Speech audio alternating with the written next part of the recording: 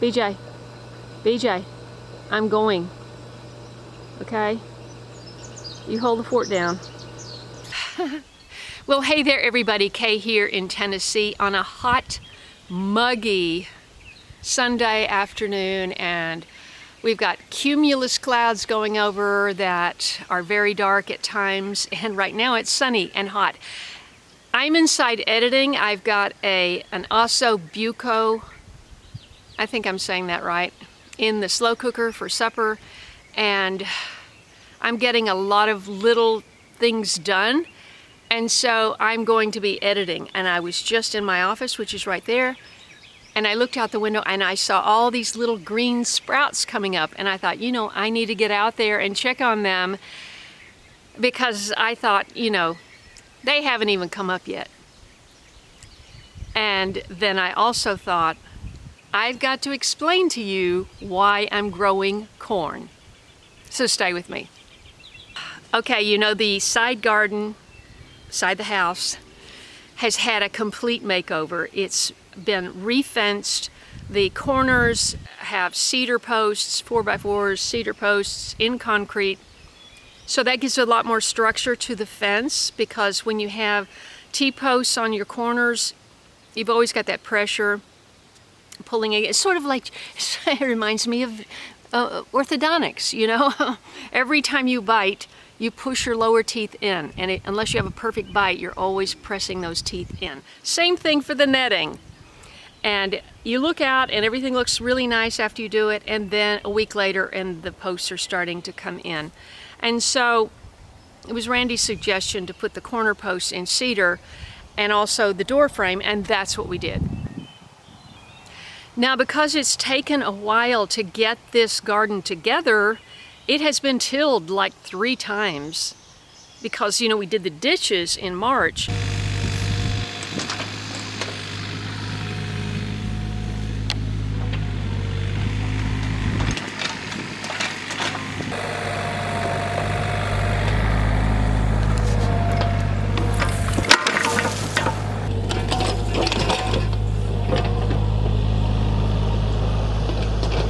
How wonderful that soil looks. Over the moon, over the moon.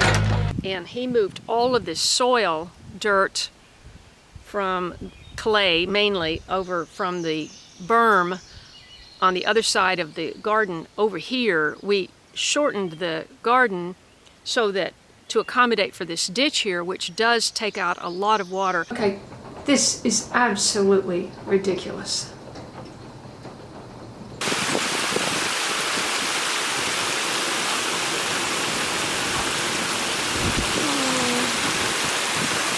However, this garden is absolutely soaking wet. I mean, it is so muddy. I'm 2 inches thick in mud on my shoes. But that's the reason that we didn't get anything planted other than the bean. First thing that we did was get the bean trellis, which had kind of fallen apart. It's been 4 years now, so the top had fallen off in a storm, and so we got that all secured and the beans planted. 2 kinds, red calico limas, pole beans, and the Italian bean, which we're going to talk about, and I'm going to help me name the bean, because the owner of the bean said, name it. And that's what we're going to do.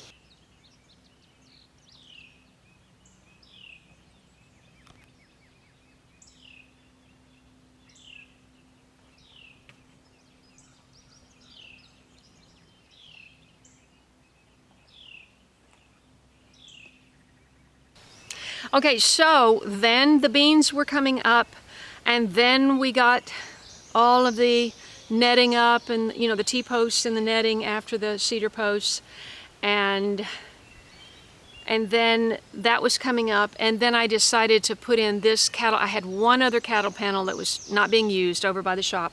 I said, let me have that here to grow something up. And so there's butternut, and there's speckled egg, heirloom pole bean on this end, and a few cucumbers on the other side on that end. and I've got a row of peppers here, and those were the things that were in. And then we had all of this rain, which I've reported on, and finally we got the weed cloth around the edges, because that's the problem. When you have your fencing coming right down where your weeds are growing up, you've got such a dilemma, because if you weed whack, you run the risk of slicing your netting, which mine was lacerated in a number of places. My cats knew exactly which places, and they would just go straight through it, along with other animals. So that had to be replaced, and it was.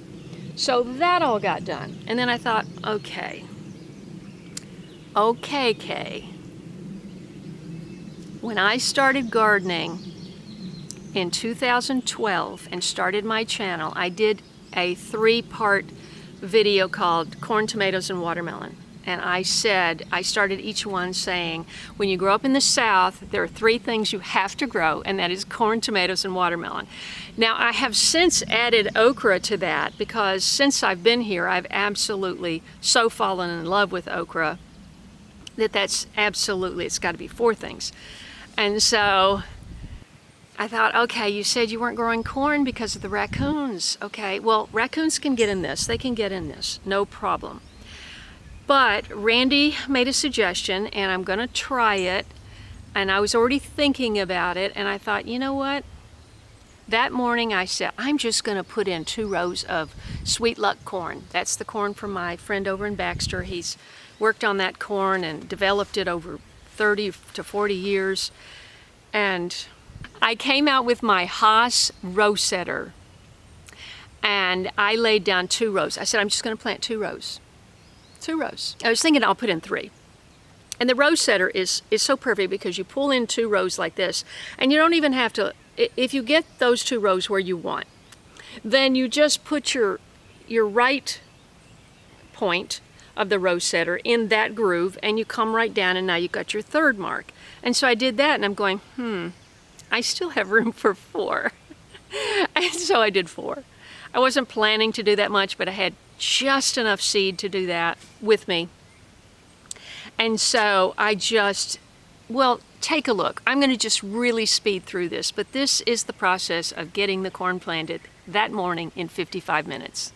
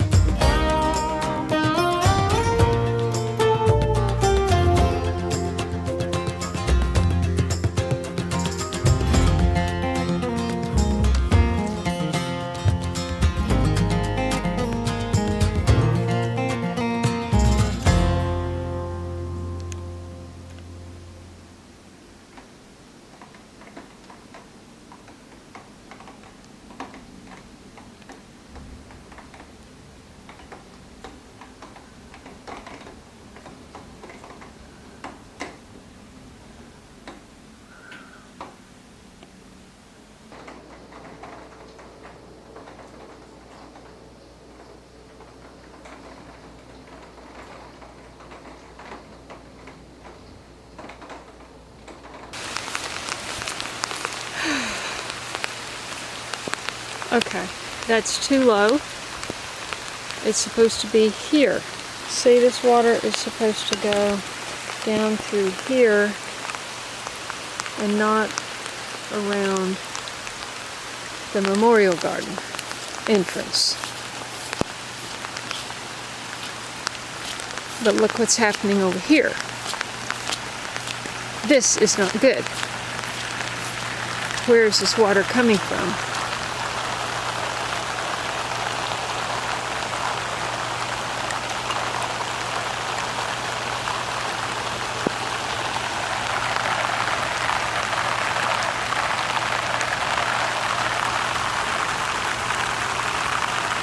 Doesn't look like it's really... It doesn't look like it's really coming from the plastic, but that is not good. I just planted corn there today. I was going to put a handful of sandbags here, but I'm not sure it's coming from here. It's not like a big river.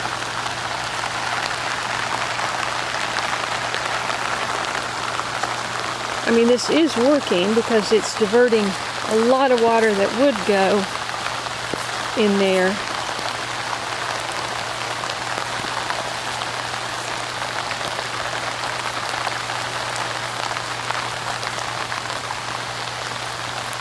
Yeah, see this huge rock here?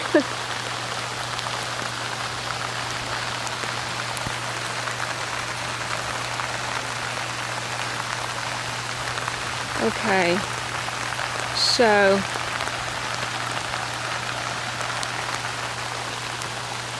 oh brother, there's poison ivy all over there, all behind me too. That's all poison ivy.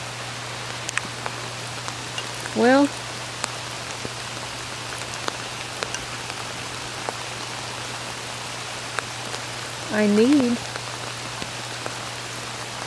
I mean, this is definitely working. Look at that.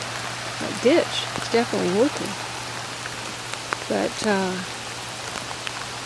I need some of these sandbags.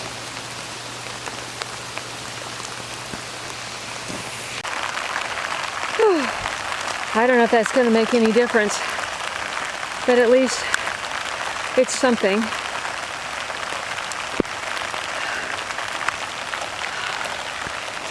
If water is running underneath there, and that's where the seeds are, oh dear. What I need is a trench right there to go over there, like that's going down. Oh boy. And I need another one going down there.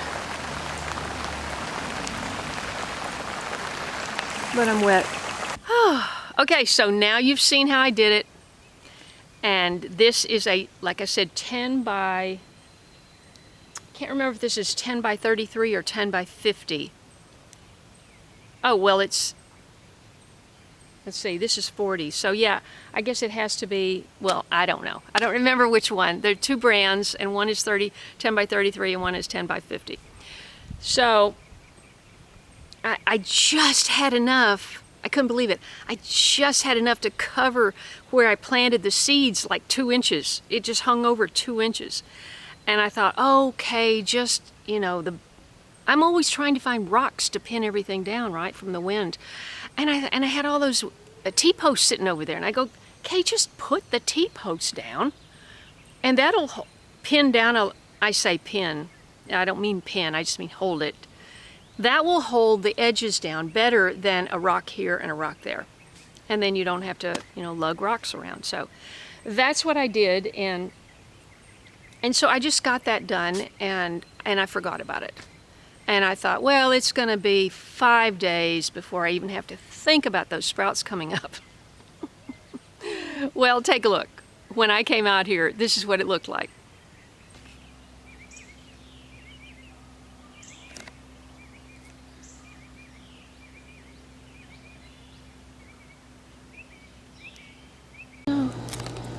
Guess what? This was all, yeah, This was all coming up, and I didn't even realize it. Try not to walk on the, please try not to walk on the, don't walk on the corn, okay? Please? Yeah, okay. Okay, so I looked out the window, and I saw this coming up here. Sorry about that dumb HVAC behind me. I just ran out the door. Look at this corn. It looks fabulous. I can't believe it. Well, let's see. I guess what I'll do is just move this over. Okay. To the middle. Come on, Kaye. There we go. So that it's not, I mean, this board was laying right on top of this, right on top of the seeds.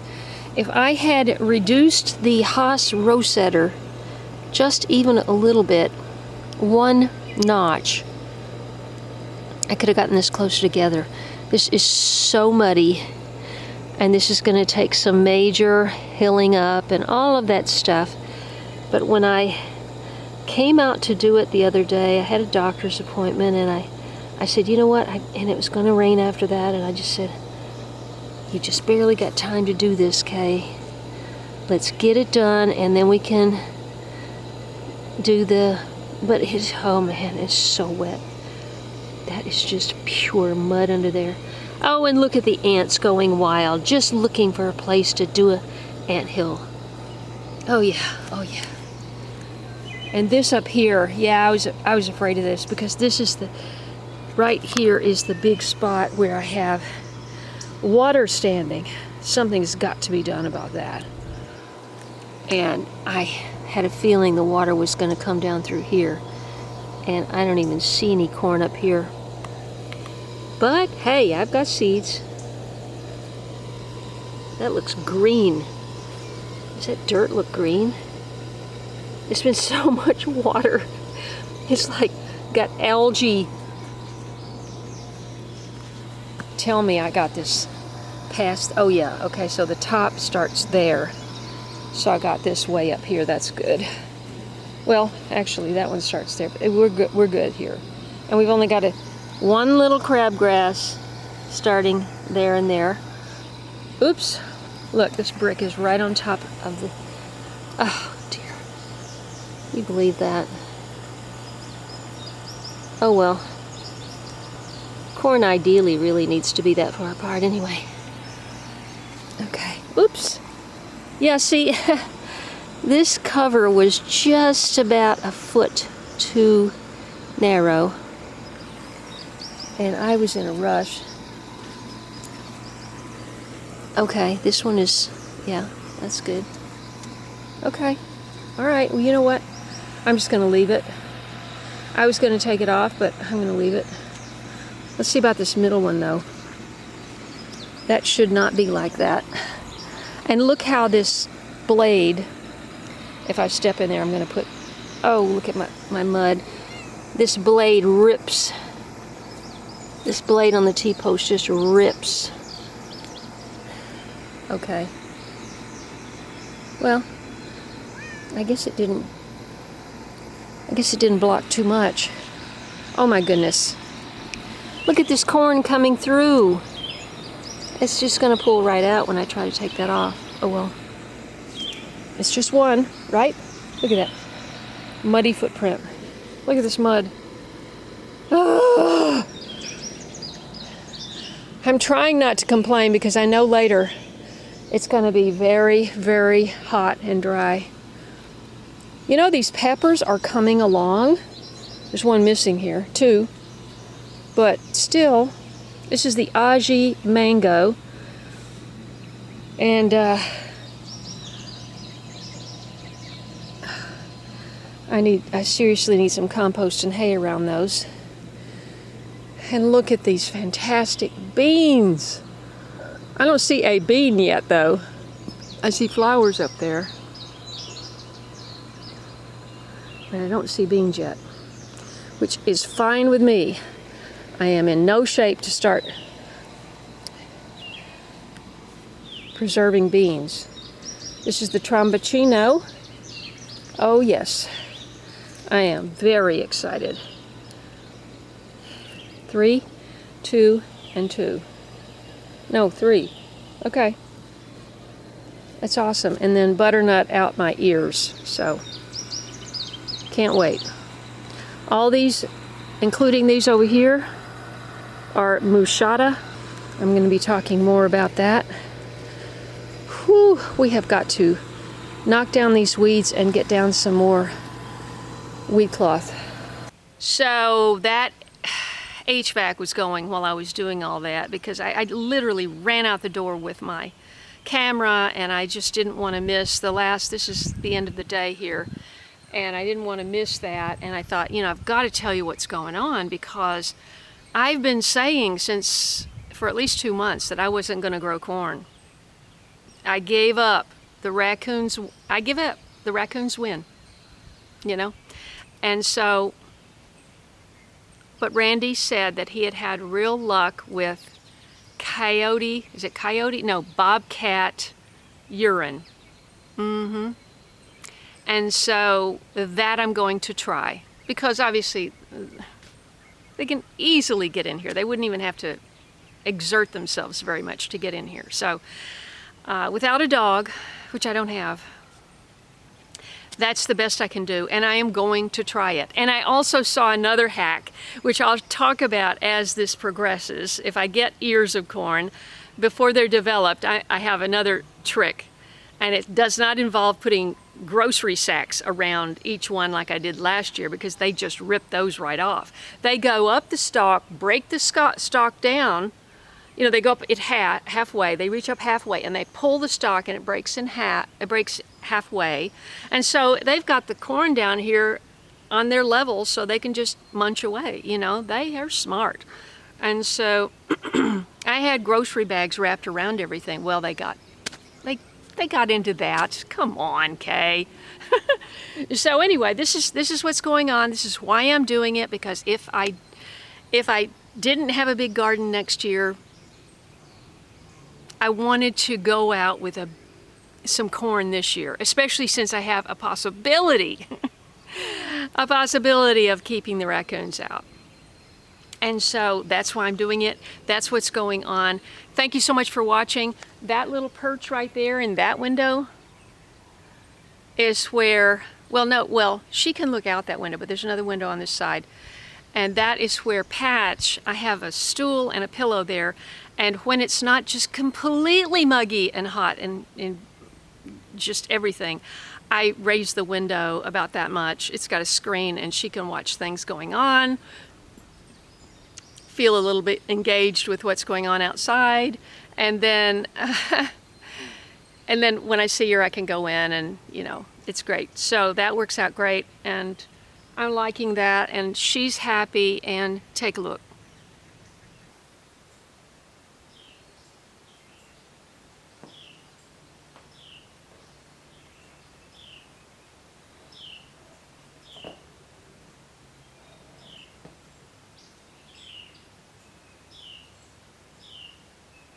Is that Kitty TV?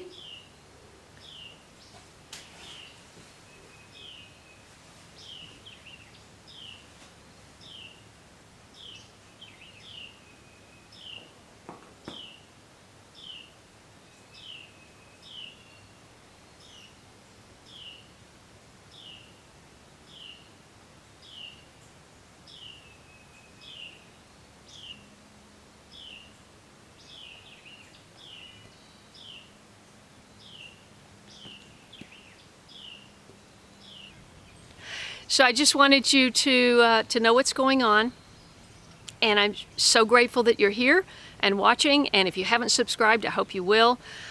I focus mainly on, especially in the summer, mainly on gardening, food preservation, and what else?